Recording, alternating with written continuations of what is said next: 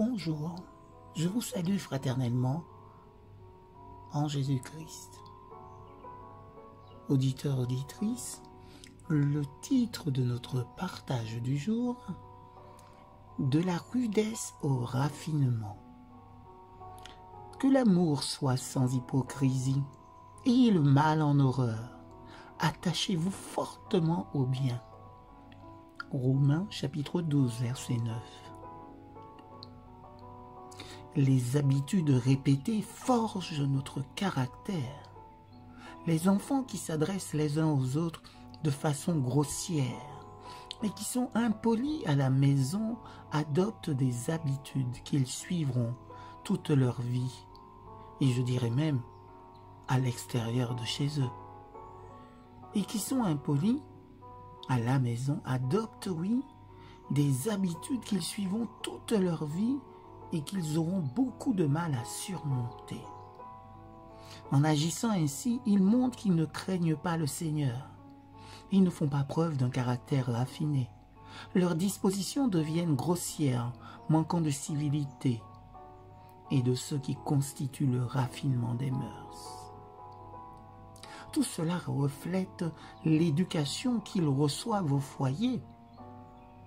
De par le comportement des enfants en dehors de la maison, les étrangers peuvent lire, comme dans un livre ouvert, l'histoire de leur vie de famille.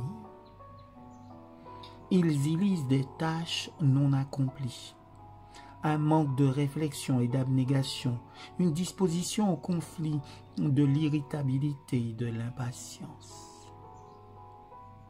Alors que ceux qui craignent le Seigneur témoignent par leur caractère et leur parole d'un foyer où règne l'amour et la paix, où la patience est cultivée, où de l'attention est donnée aux petites priorités de la vie, où chacun est conscient de son devoir de rendre les autres heureux.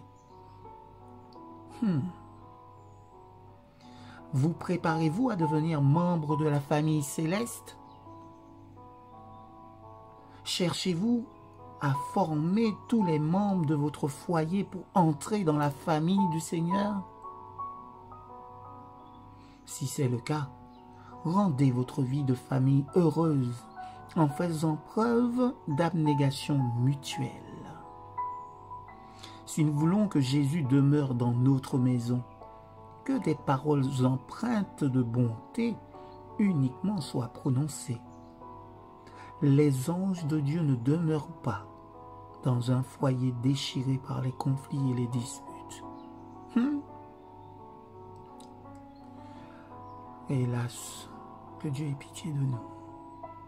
Que l'amour y soit entretenu et la paix, la politesse chrétienne, ainsi que les anges soient vos invités.